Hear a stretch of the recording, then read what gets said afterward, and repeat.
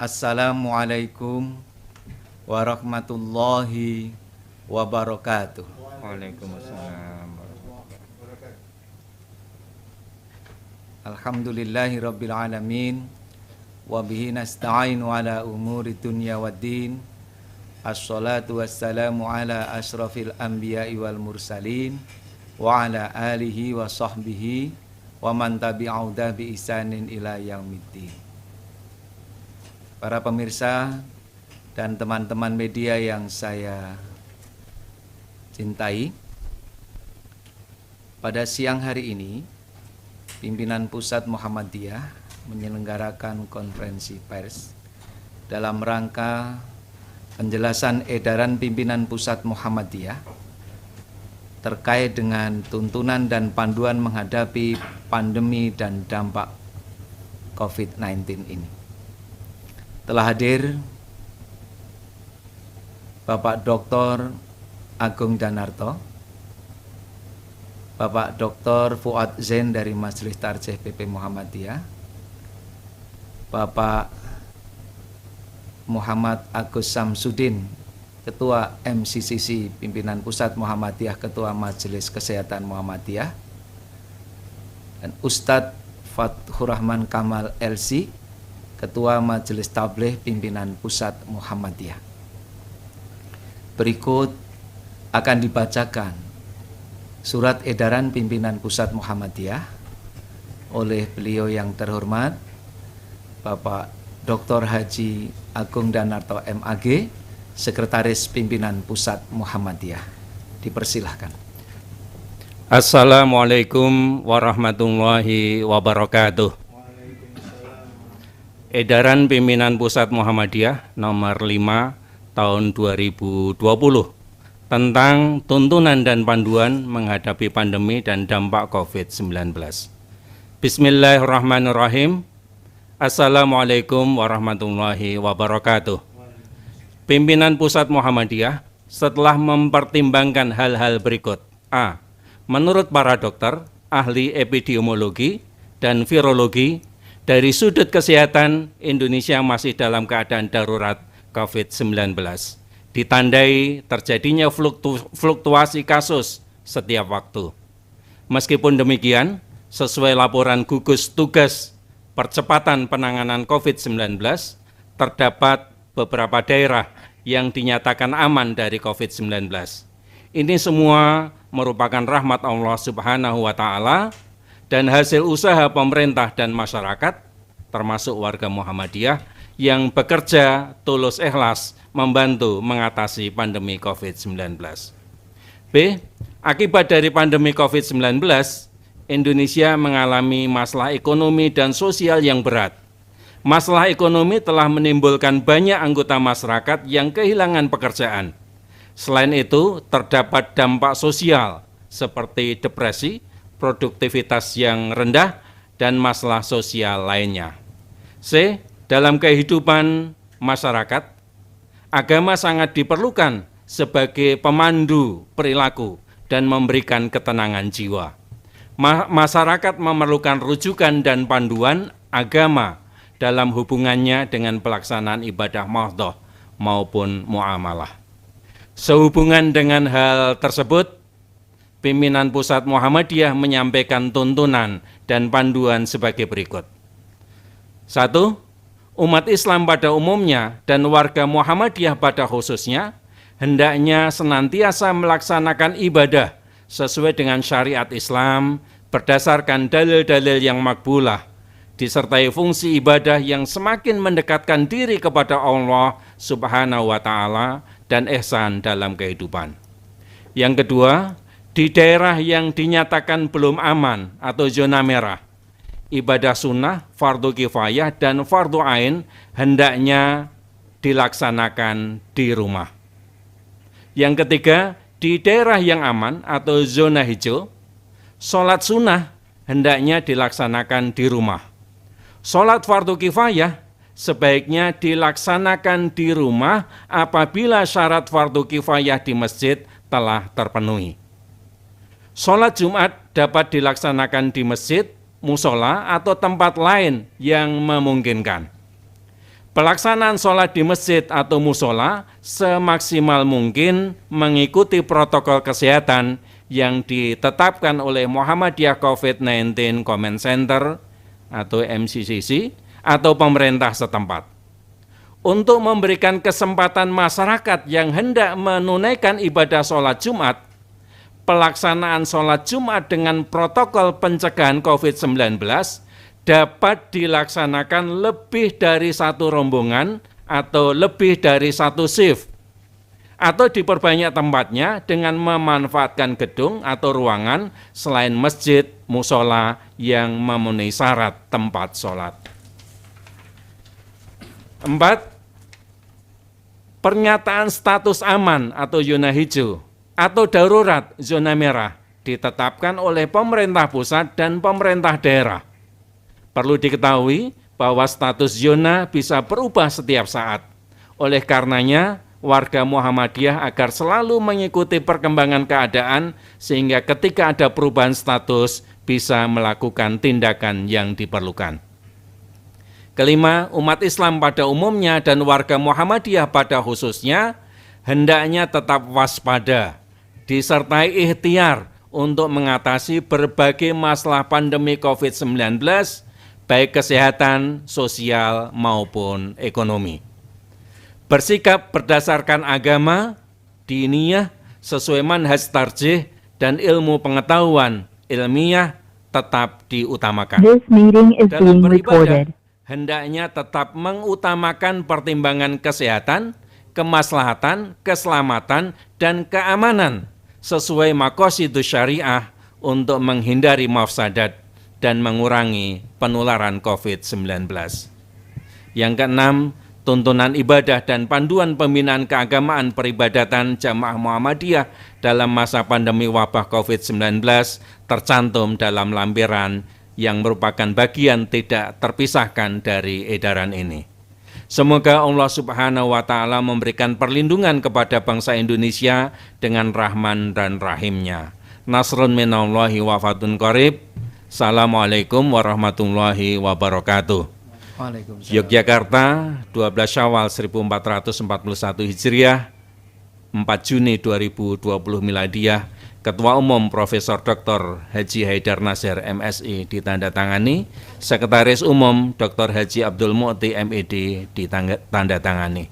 Terima kasih. Assalamualaikum warahmatullahi wabarakatuh. Waalaikumsalam warahmatullahi wabarakatuh. Terima kasih kepada Bapak Dr. Haji Agung Danarto yang telah membacakan surat edaran pimpinan pusat, bahwa di poin terakhir di situ ditegaskan ada lampiran yang tidak terpisahkan dari surat edaran ini, yakni lampiran tuntunan ibadah yang telah dikeluarkan oleh Majelis Tarjih dan protokol-protokol yang dikeluarkan oleh MCCC Pimpinan Pusat Muhammadiyah.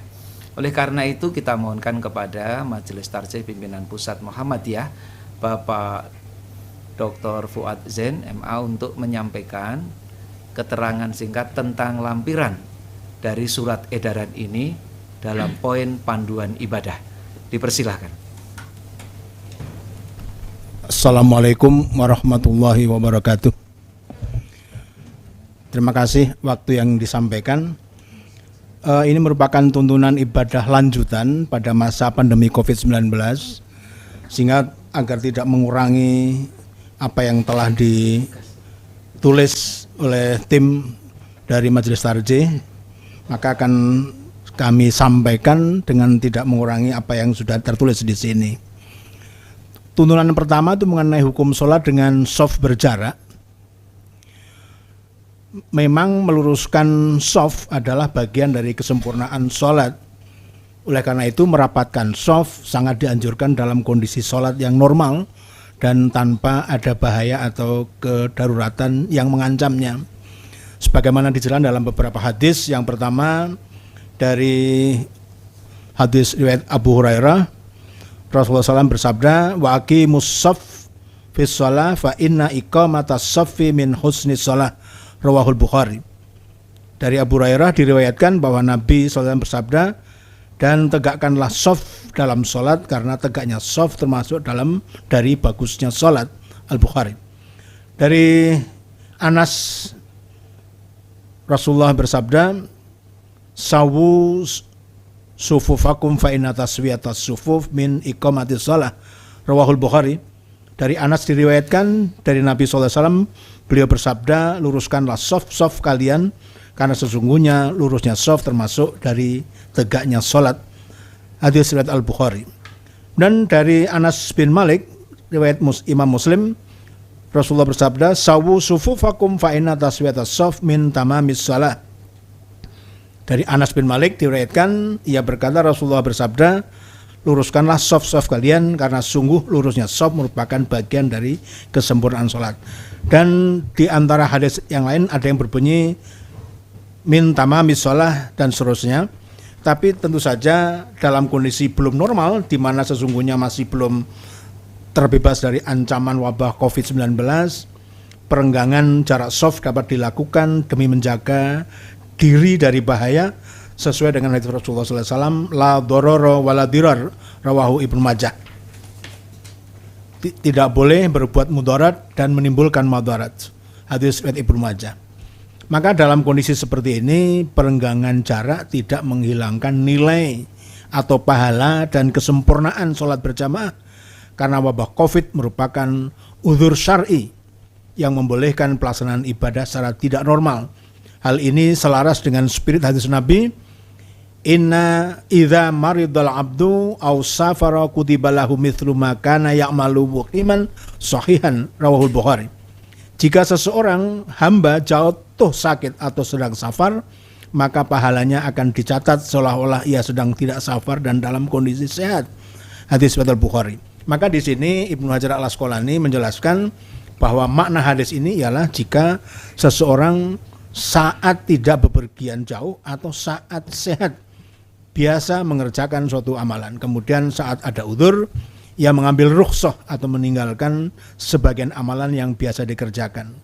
Sementara dalam hati ia bertekad, andai saja bukan karena udzur ini, niscaya tetap akan ia kerjakan, maka ia dicatat tetap memperoleh pahala amal meskipun sebenarnya ia tidak melakukannya. Ini yang pertama. Yang kedua, mengenai hukum sholat bermasker, bahwa mendirikan sholat dalam keadaan tertutup wajah tidaklah dianjurkan, sesuai dengan hadis dari Abu Hurairah bahwa Rasulullah bersabda, nah Rasulullah SAW ayyughattiyar rajulu fahu fis shalah, rawahu Ibnu Majah.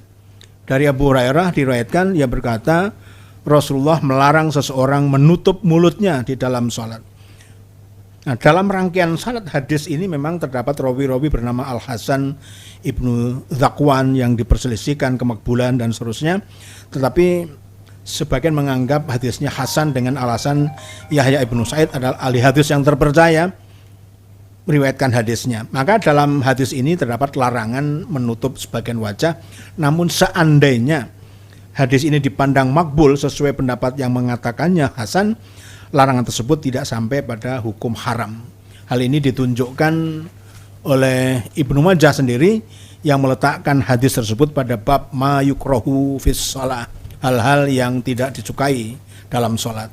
Selain itu, larangan dalam hadis ini pun tidak berlaku umum karena memiliki sebab yang khusus, yaitu agar tidak menyerupai kaum Majusi di dalam beribadah, sebagaimana yang diinformasikan dalam kitab Syarah Sunan Abi Dawud karya Badruddin Al-Aini.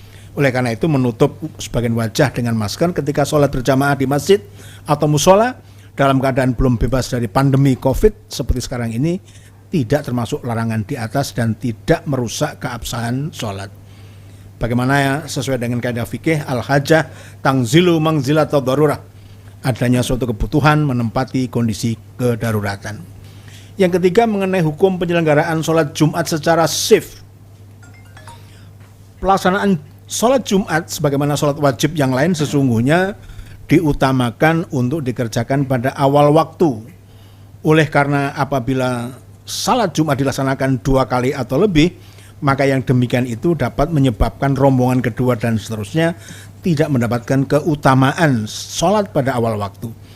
Padahal Rasulullah sangat menekankan umatnya agar melaksanakan sholat pada awal waktu, sebagaimana hadis dari Al-Walid bin Aizar bahwa dia mendengar Abu Amr Asy-Syaibani yaqulu akhbarona sahibu hadhihi dar wa auma'a biyadihi ila dari Abdillah qala sa'altu Nabi sallallahu alaihi wasallam ayyul amal ahabbu ila Allah qala as-shalah ala waqtiha qala thumma ayun qala birrul walidain qala thumma ayun qala al-jihadu fi sabilillah.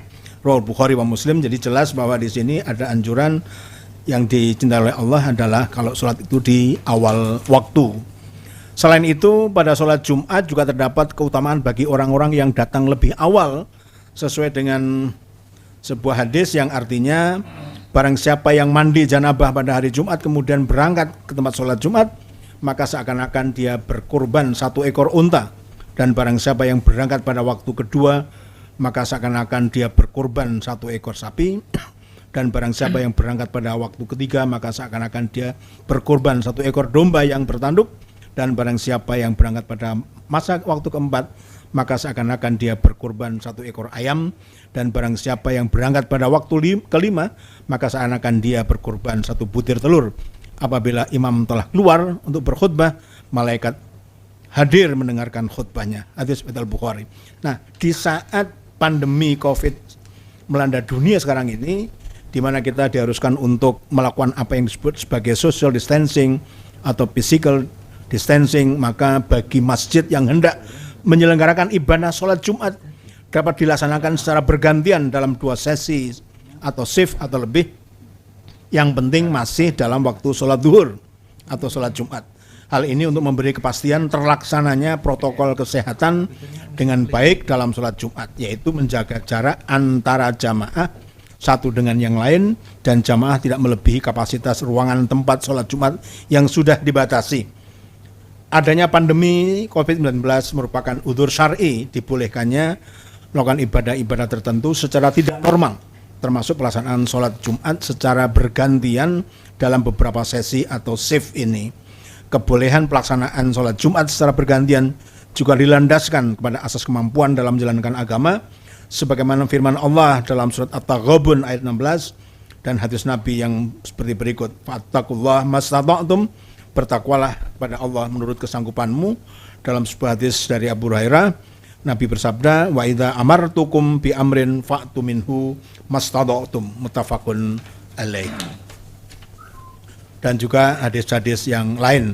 Maka di dalam hadis ini diberi rukhsah untuk menunda seluruh jamaah sholat karena adanya udzur syar'i, yaitu dalam hadis Al-Bukhari dan Muslim bahwa panas matahari yang menimbulkan masyaqqah. Sholat yang ditunda dalam hadis ini berdasarkan korinah teriknya panas adalah sholat di tengah hari, yaitu zuhur dan juga Jumat yang waktunya sama. Apabila seluruh jamaah boleh ditunda sholatnya karena masyaqqah, maka menunda sebagian jamaah tentu juga dibolehkan karena adanya masyaqqah. Artinya sebagian jamaah sholat di awal waktu, sebagian lain ditunda lebih kemudian karena masyaqqah. Tentu tetap sesuai waktunya dan mendapatkan pahala yang sama. Yang keempat, mengenai hukum penyelenggaraan sholat Jumat di selain masjid. Di masa pandemi ini, penyelenggaraan sholat di masjid diharuskan memenuhi protokol kesehatan yang ketat. Di antaranya adalah mengatur jarak shaf. Hal itu mengakibatkan daya tampung masjid berkurang. Timbul pertanyaan di masyarakat, bolehkah mengerjakan sholat Jumat di luar masjid atau di lokasi lain selain masjid? Pada prinsipnya sholat Jumat idealnya dikerjakan di masjid. Namun demikian apabila ada keperluan yang mendesak, maka sholat Jumat dapat dilaksanakan tidak hanya di masjid, tetapi boleh di lokasi lain seperti di musola, langgar, tanah lapang, halaman, gedung pertemuan, rumah, ruangan kosong yang telah dipersiapkan untuk tempat ibadah, atau tempat-tempat luas lain yang layak. Hal ini didasarkan oleh beberapa alasan. Pertama, lafal perintah sholat Jumat yang bersifat umum tanpa mensyaratkan sholat hanya ada di satu tempat. Sebagaimana firman Allah dalam surat Al-Jumu'ah ayat 9, ya ayyuhalladzina amanu idza nudiya lis-sholati min yaumil jumu'ah fas'au ila dzikrillah wa dzarul bai' dzalikum khairul lakum in kuntum ta'lamun. Wahai orang-orang yang beriman, apabila diseru untuk menunaikan sholat Jumat, maka bersegeralah kamu kepada mengingat Allah dan tinggalkanlah jual beli, yang demikian itu lebih baik bagimu jika kamu mengetahui. Kedua, pengertian dari kata masjid yang secara etimologi memiliki arti tempat sujud. Dengan demikian kata masjid pada hakikatnya tidak terbatas pada masjid yang berupa bangunan yang khusus untuk sholat semata, tetapi di tempat manapun yang dapat dilakukan sholat maka dapat difungsikan sebagai masjid. Dalam sebuah hadis disebutkan an Abi Sa'id Al-Khudri qala Rasulullah sallallahu alaihi wasallam al-ardu kulluha masjid ilal hammam wal maqbarah. Rawahul Hakim. Dari Abu Sa'id Al-Khudri diriwayatkan, ia berkata Rasulullah bersabda, bumi ini semuanya merupakan masjid, tempat sujud untuk sholat kecuali jamban dan kuburan. Ketiga, perluasan makna lafal masjid di atas diperkuat oleh perbuatan sahabat Mus'ab bin Umair tatkala menjadi utusan Rasulullah ke Madinah setelah Bai'atul Aqabah. Dalam keterangan yang dinukilkan oleh Ibnu Sa'ad dalam kitabnya Tabaqatul Kubra, disebutkan Mus'ab pernah mendirikan sholat Jumat berjamaah di rumah As'ad bin Khaisamah.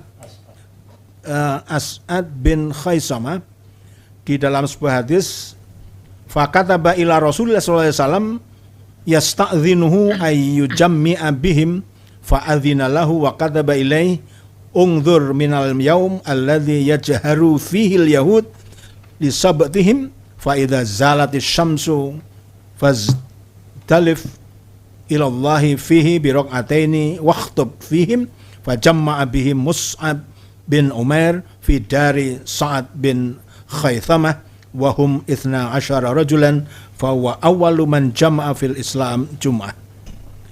Mus'ab kemudian menuliskan surat kepada Rasulullah untuk meminta izin kepada beliau agar bisa mengumpulkan kaum Ansor yang telah masuk Islam untuk mendirikan sholat. Rasulullah mengizinkan dan menuliskan perintah untuk Mus'ab, cermatilah bagaimana persiapan kaum Yahudi untuk beribadah Sabat. Tatkala matahari tergelincir, masuk waktu zuhur, bersegeralah engkau menunaikan sholat Jumat, menghadap Allah dan berkhutbatlah. Maka Mus'ab mengumpulkan para kaum Ansor di rumah Sa'ad bin Khaisamah sebanyak 12 orang, dan itulah sholat Jumat pertama kali yang didirikan di Madinah. Yang keempat, sholat Jumat yang dilaksanakan di masjid dalam keadaan seperti sekarang ini dapat menimbulkan kesulitan karena dituntut adanya pengetatan protokol kesehatan, antara lain pembatasan jumlah jamaah akibat dari perenggangan shaf. Sementara itu, salah satu sifat agama Islam adalah selalu menghindarkan dari kesulitan dan kesempitan. Di dalam surah Al-Hajj ayat 78 disebutkan, wa ma ja'ala 'alaikum fid dini min haraj. Dan Allah sekali-kali tidak menjadikan untuk kamu dalam agama suatu kesempitan. Tercatat dalam sejarah bahwa memindahkan lokasi sholat hakikatnya pernah diperbolehkan oleh Rasulullah kepada seorang sahabat bernama Idban yang meminta izin khusus pada Nabi untuk menjadi imam di rumahnya, sebagaimana hadis yang diriwayatkan oleh Al-Bukhari an Idban bin Malik Al-Ansari thumma ahada bani Salim qala kuntu usalli li qaumi bani Salim fa ataitu Nabi sallallahu alaihi wasallam fa qultu inni angkartu basari wa inna suyul tahulu baini wa baina masjid qaumi falawadittu annaka ji'tu fa sallaitu fi baiti makanan hatta ittakhadhahu masjidan faqala af'alu insyaallah faghadan alayya Rasulullah sallallahu alaihi wasallam faghada alayya Rasulullah sallallahu alaihi wasallam wa Abu Bakrin ma'ahu ba'da mastaddan nahar fasta'dhanna Nabi sallallahu alaihi wasallam fa adzintu lahu falam yajlis hatta qala aina tuhibbu an usalliya min baitik fa asyara ilaihi minal makan alladhi ahabba ay yusalliya fihi faqama fasafafna khalfahu thumma sallama wa sallamna hina sallama. Rawahul Bukhari. Dari Idban bin Malik Al-Ansari, dia berkata, saya menjadi imam sholat kaum saya Bani Salim, lalu saya temui Rasulullah SAW. Saya tanyakan kepada beliau, saya tidak bisa terima penglihatan saya sementara banjir menghalangi rumah saya dengan masjid kaum saya. Sungguh saya ingin sekali engkau datang ke rumah saya, engkau tunaikan sholat di rumah saya di tempat yang akan saya jadikan sebagai masjid. Nabi menjawab, insya Allah saya datang. Pagi menjelang siang yang memanas, Nabi bersama Abu Bakar menemui saya. Nabi mohon izin masuk dan saya berikan izin. Beliau tidak duduk sampai berkata, di mana engkau ingin saya tunaikan sholat di rumahmu? Kepada beliau saya tunjukkan tempat yang saya ingin beliau sholat. Lalu Rasulullah berdiri untuk sholat, kami berbaris di belakangnya. Beliau tutup sholat dengan salam, kami pun membaca salam. Berdasarkan hadis di atas dapat diketahui bahwa alasan Itban meminta keringanan adalah karena adanya kesulitan, yaitu gangguan mata dan adanya hujan yang menyebabkan banjir. Sementara ancaman pandemi COVID-19 tidak lebih ringan daripada alasan yang dikemukakan oleh Itban dan direstui oleh Rasulullah SAW. Dengan demikian, menambah lokasi pelaksanaan sholat Jumat di selain masjid, seperti musola, langgar, tanah lapang, halaman, gedung pertemuan, rumah-rumah, ruangan kosong yang telah dipersiapkan untuk tempat ibadah atau tempat-tempat yang lain merupakan hal yang diperbolehkan dikarenakan adanya kemaslahatan atau al-hajah yang menuntutnya dan adanya masyaqqah melaksanakannya di tempat terpadu yang biasa dilaksanakan. Ketika tingkat bahaya pandemi COVID-19 ini telah dinyatakan mengalami penurunan di beberapa daerah oleh pihak yang memiliki otoritas, maka kegiatan ibadah berjamaah pun dapat dilakukan kembali meskipun dengan menerapkan serangkaian protokol kesehatan yang ketat sebagai bentuk kehati-hatian dan tetap berupaya mencegah penyebaran wabah COVID-19. Hal ini selaras dengan kaidah fikih ad-daruratu tuqaddaru bi qadariha, kemudaratan dibatasi sesuai dengan kadarnya. Idza dhaqal amru ittasa wa idza tasa'al dhaqa. Segala sesuatu jika sempit maka menjadi luas, dan jika kembali luas maka menjadi sempit. Kemudian yang terakhir, al-amru idza tajawaza an haddihi in akasa ila dhiddihi. Segala sesuatu apabila melampaui batas, maka hukumnya berbalik pada sebaliknya. Demikian tuntunan ibadah ini disampaikan untuk menjadi pegangan bagi warga Muhammadiyah dimanapun berada. Wallahu a'lam bishawab. Assalamualaikum warahmatullahi wabarakatuh. Waalaikumsalam warahmatullahi wabarakatuh. Terima kasih Bapak Dr. Fuad Zain, MA, atas penjelasan dari Majelis Tarjih. Selanjutnya kita akan mendengarkan penjelasan dari Ketua MCCC Muhammadiyah COVID-19 Command Center terkait dengan protokol-protokol peribadatan dan info penata laksanaan penanganan COVID-19 sampai saat ini. Dipersilahkan kepada Bapak Muhammad Agus Samsudin. Terima kasih Dr. Agus Taufik. Assalamualaikum warahmatullahi wabarakatuh. Alhamdulillah, bersyukur siang hari ini bisa ketemu lagi, dan tentu saja sebagian dari warga Muhammadiyah dan masyarakat juga menunggu hari ini karena sudah banyak sekali pertanyaan-pertanyaan yang diajukan kepada kami. Saya ingin sedikit lebih rileks untuk menyampaikan ini ya, Bapak dan Ibu dan para pemirsa semuanya supaya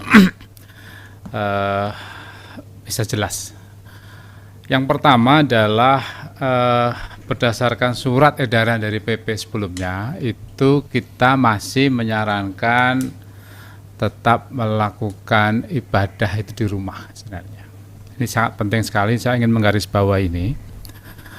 Nah, tetapi kemudian banyak sekali dinamika yang sudah ada sekarang ini, termasuk keberhasilan dan juga daerah-daerah yang berbeda antara satu wilayah, satu provinsi, satu kabupaten dengan yang satu dengan yang lain, sehingga ini menjadi sangat penting. Tetapi saya ingin mengingatkan sekali lagi bahwa fluktuasinya ini bisa berubah setiap saat. Yang dampaknya adalah kemudian kita semuanya harus juga bereaksi dengan cepat kalau misalnya terjadi penularan yang meningkat. Oleh karena itu ini bukan euforia, bukan juga untuk kemudian seenak sendiri, tetapi penting sekali untuk dipahami protokol-protokolnya. Nah, saya ingin mengingatkan yang paling penting sebenarnya bahwa yang harus kita lakukan ini kan mencegah penularan. Sementara mencegah penularan itu salah satu faktor utamanya adalah menghindari bertemu dengan orang banyak, menghindari kerumunan. Yang pertama tetap ada physical distancing, kemudian masih harus tetap cuci tangan dan juga masih tetap harus memakai masker. Ini penting sekali. Nah, oleh karena itu ada 3 peran yang harus dipahami di dalam protokol ini nanti. Yang pertama adalah takmir masjid, ya. Apa saja perannya. Kemudian yang kedua yang harus dipahami juga adalah kewajiban dari jamaah mesti ngapain gitu. Dan yang terakhir adalah terkait dengan tata caranya itu sendiri. Dan menurut saya ini menjadi hal yang paling kritikal. Nah, yang pertama apa yang harus dilakukan oleh takmir masjid? Yang pertama adalah kalau ingin melakukan ibadah di masjid, ya mesti dicek dulu yang pertama. Sejauh mana kondisi di wilayah masing-masing, masuk daerah merah atau masuk daerah hijau, ya. Dan kemudian berkoordinasi dengan pimpinan Muhammadiyah setempat, dengan MCCC setempat, dan juga dengan pemerintah. Supaya apa? Supaya ketika mengambil keputusan itu benar-benar keputusan yang benar, bukan keputusan yang emosional karena saking semangatnya kepingin membuka masjid. Ini yang pertama. Kemudian yang kedua, konteksnya nanti mesti dilihat, ya. Apakah misalnya di sekitar lingkungan Bapak dan Ibu, satu tadi daerahnya merah atau hijau. Kemudian yang kedua adalah masih ada nggak pasien ODP, PDP yang ada di tempat Bapak Ibu semuanya, ya. Dan betul-betul kemudian sebelum ini dilakukan, tugas takmir masjid adalah memberikan edukasi dan sosialisasi kepada jamaah. Ini menurut saya yang penting, termasuk juga mempersiapkan peralatan-peralatan yang dibutuhkan, ya, mulai dari termogan, kemudian hand sanitizer, terus kemudian pengaturan soft supaya bisa 1,5 meter, dan kemudian juga tempat wudhu, ya, tempat wudhu juga supaya tidak terlalu berdekatan, harus diselang-seling, plus mesti ada pengawas, ya. Pengawas ini penting sekali untuk apa? Untuk mengingatkan jamaah supaya kita bisa tertib. Kalau tidak diawasi, kita khawatir nanti physical distancingnya dilanggar. Ya. Kemudian yang berikutnya, kami minta pengurus takmir juga tidak mengadakan acara-acara di masjid, pengajian dan seterusnya. Kalau bisa sekarang pakai daring dulu, ya, tidak melakukan. Kalau misalnya harus dilakukan, mungkin bisa pakai pengeras suara, tapi kemudian jamaah mendengarkan di rumah. Kalau itu kemudian secara lingkungan terpenuhi. Nah, selanjutnya adalah terkait dengan jamaah yang rentan. Jamaah yang rentan ini adalah satu, anak-anak. Kemudian adalah jamaah usia 60 tahun ke atas. Yang ketiga adalah jamaah yang mempunyai penyakit-penyakit, ya, ada riwayat penyakit penyerta, yaitu bisa jantung, bisa diabetes, bisa darah tinggi, ya. Secara statistik angka fatality yang ada di Indonesia ini sebagian besar, ya, itu ada di usia 60 tahun ke atas, ya, dan kemudian ada penyakit penyerta yang telah saya sebutkan. Nah, ini betul-betul harus dipahami oleh pengurus takmir dan kemudian dijelaskan kepada jamaah, ya, termasuk anak-anak. Mohon maaf tadi anak-anak tidak saya sebut, anak-anak untuk tidak ikut berjamaah di masjid. Nah, ini betul-betul dipahami. Nah, kalau sudah dipahami maka kemudian sosialisasi kepada jamaah. Nah, kepada jamaah tentu saja kami harap persiapan semuanya sudah di rumah, mulai dari wudhu, bawa sajadah, ya, cuci tangan dan sebagainya sudah ada di rumah. Kalau diperlukan sholat sunnahnya juga dikerjakan di rumah, sehingga ketika masuk ke masjid sudah siap, ya, dan kemudian masuk dan melakukan physical distancing, mengikuti aturan-aturan yang dibuat oleh takmir masjid. Utamanya tadi adalah jarak soft, ya. Tidak perlu bersalaman dulu kali ini, dan juga tetap menjaga, tidak perlu ngobrol-ngobrol dulu ketemu, ya. Sekarang kalau ketemu ya berhahai dulu, tapi tidak usah ngobrol, tidak usah bisik-bisik dan seterusnya. Nah, di dalam hal ini tentu saja nanti ada kemungkinan kapasitas masjid tidak terpenuhi. Nah, kalau sudah tidak terpenuhi, tentu saja takmir juga harus tegas. Yang kedua, jamaah juga harus menyadari, karena sudah full, ya sudah.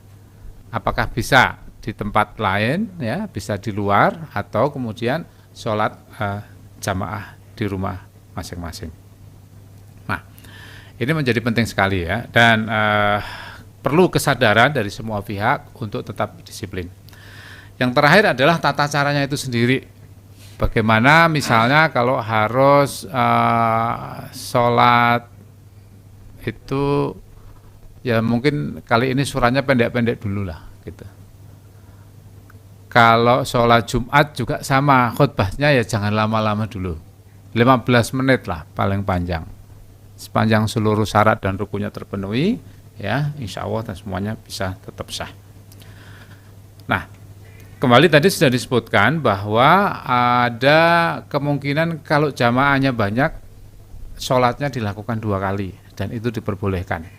Dan sebenarnya hal-hal yang seperti ini sudah jamak dilakukan. Saya tahu di Indonesia ini kalau sekolah-sekolah yang muridnya banyak itu biasanya sholatnya juga sudah 2 kali.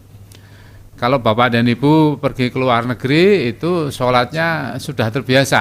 Ada yang 2 kali, ada yang sampai 3 kali karena jumlah kapasitas masjidnya tidak terpenuhi, tidak sebanding dengan jumlah jamaah. Nah, Bapak dan Ibu semuanya yang saya hormati, inilah yang ingin saya sampaikan. Dan yang terakhir sekali, tolong betul-betul mengikuti perkembangan COVID-19 ini. Artinya apa? Kalau misalnya di daerah Bapak dan Ibu semuanya di sekitar masjid ada 1 orang saja yang terkonfirmasi, maka setelah itu masjid ditutup, dibersihkan, ya, dibersihkan, ya, untuk sementara. Nah, ini penting sekali. Jadi apa yang kita lakukan ini sebagai sebuah ikhtiar, tetapi kemudian kita semuanya sekarang harus siap seandainya ada perubahan-perubahan, karena memang sekarang ini ada ketidakpastian, ada dinamika yang tidak bisa kita kontrol di luar. Terakhir sekali lagi kepada pengurus masjid untuk siap-siap juga menyediakan desinfektan, sehingga penyemprotan desinfektan juga bisa dilakukan secara efektif, ya, secara berkala, yang kemudian bisa menjamin jamaah kita tetap sehat dan tidak tertular. Kita berdoa kepada Allah Subhanahu wa taala, ikhtiar yang kita lakukan ini menjadi sebuah ikhtiar yang baik, yang kemudian upaya kita untuk mencegah, tetapi tetap secara rasional bahwa agama Islam itu penuh dengan akal sehat, bukan dengan emosi saja. Terima kasih, demikian penjelasan kami. Seandainya nanti ada pertanyaan-pertanyaan bisa diajukan kepada MCCC Pusat untuk dapatkan penjelasan. Dan setelah ini tentu saja kami akan ikuti dengan pembuatan brosur, leaflet dan sebagainya supaya memberikan penerangan kepada jamaah sekalian. Terima kasih, saya kembalikan ke Dr. Agus. Assalamualaikum warahmatullahi wabarakatuh. Waalaikumsalam. Terima kasih kepada Bapak Muhammad Agus Samsudin MM atas penjelasannya selaku Ketua MCCC. Selanjutnya yang terakhir akan diberikan penjelasan dari Ketua Majelis Tabligh terkait bagaimana menjaga masjid di era pandemi COVID yang masih tinggi ini. Terima kasih. Monggo, Ustaz.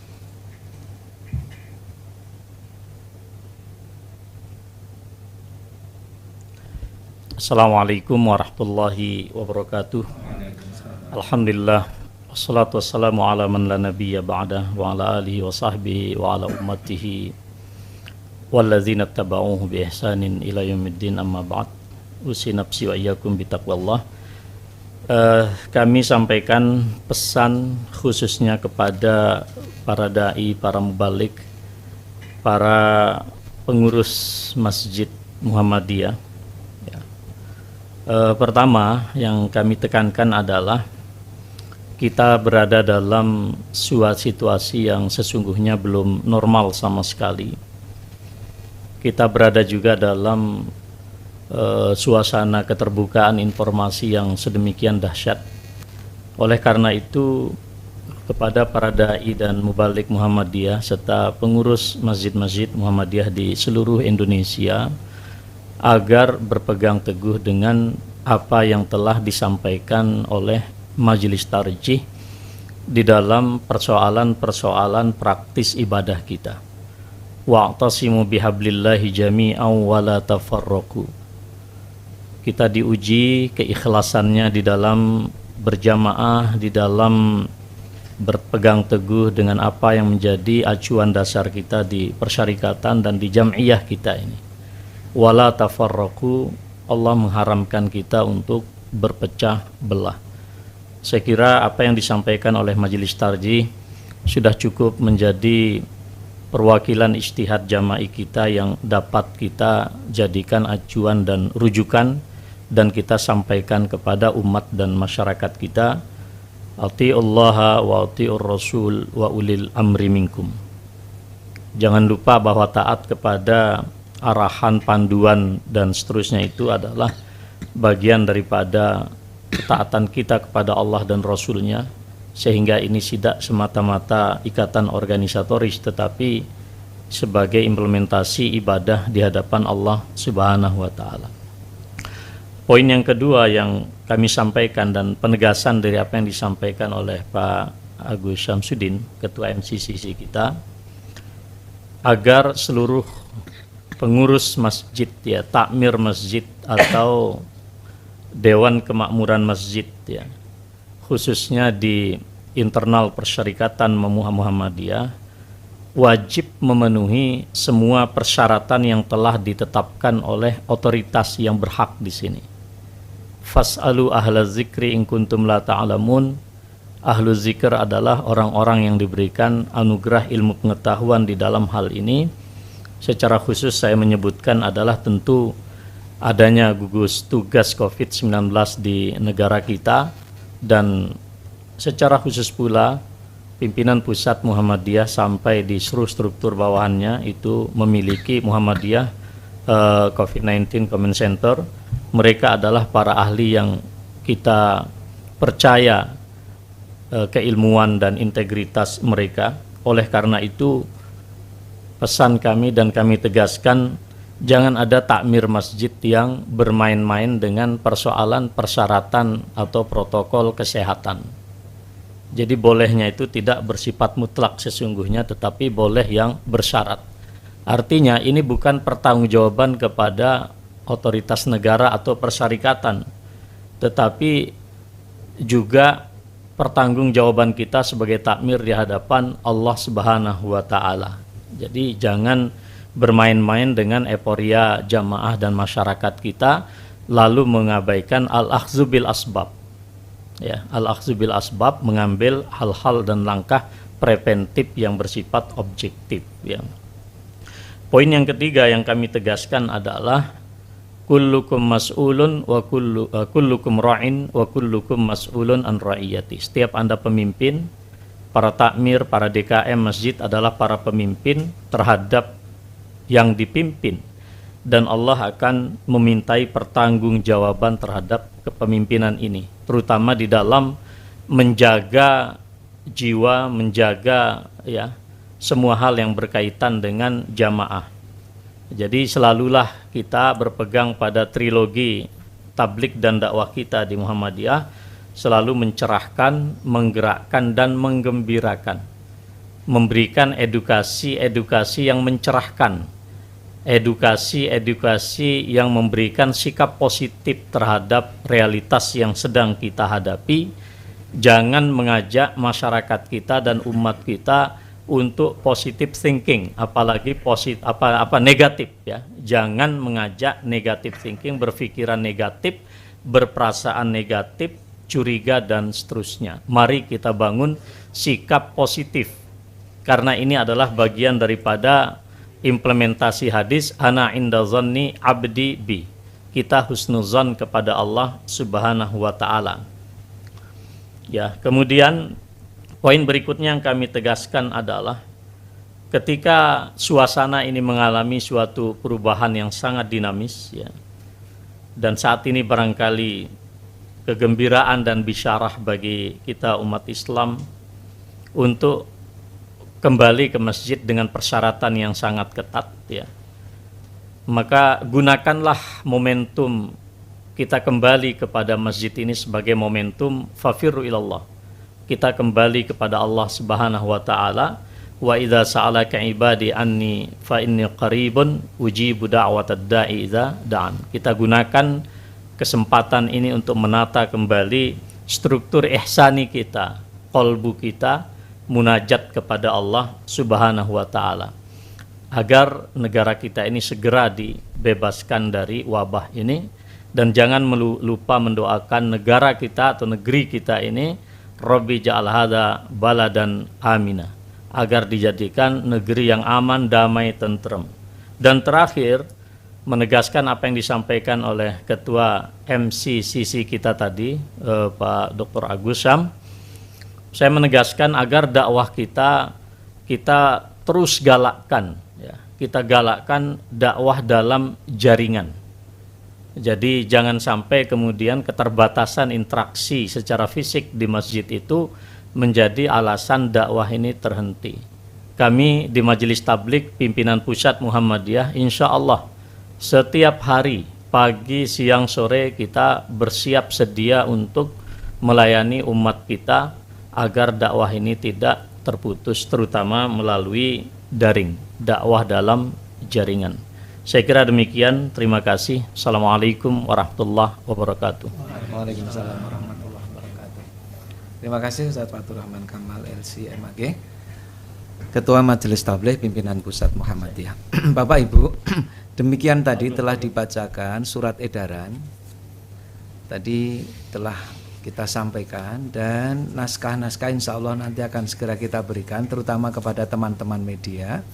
Termasuk lampirannya sudah disiapkan oleh pimpinan Pusat Muhammadiyah. Oleh karena itu, nanti dialog dengan teman-teman media akan kita lakukan setelah acara ini kita tutup. Sekali lagi terima kasih kepada Bapak Dr. Haji Agung Danarto MAG, Bapak Dr. Fuad Zain MA, Bapak Ustadz Fatur Rahman Kamal LC MAG, Ketua Majelis Tabligh, Bapak Dr. Agus Samsudin, Ketua MCCC PP Muhammadiyah, atas proses konferensi pers ini. Dan setelah ini sekali lagi teman-teman media bisa berdialog dengan kami. Tapi sementara ini waktu kami kembalikan ke studio, kita aturkan terima kasih dan kita akhiri seluruh rangkaian konferensi pers ini dengan melafadzkan bacaan hamdalah. Alhamdulillahirabbil alamin. Dari kami ada kurang hal kita mohon maaf, dan marilah umat Islam, masjid, seluruh amal usaha Muhammadiyah menjadi teladan dalam ikut berikhtiar mengatasi pandemi COVID-19 ini. Bagi kita umat Islam, khususnya warga Muhammadiyah, ikhtiar menghadapi pandemi COVID-19 ini adalah bagian dari jihad kemanusiaan. Maka masjid dan seluruh amal usaha harus menjadi teladan di jihad kemanusiaan ini. Assalamualaikum warahmatullahi wabarakatuh. Waalaikumsalam.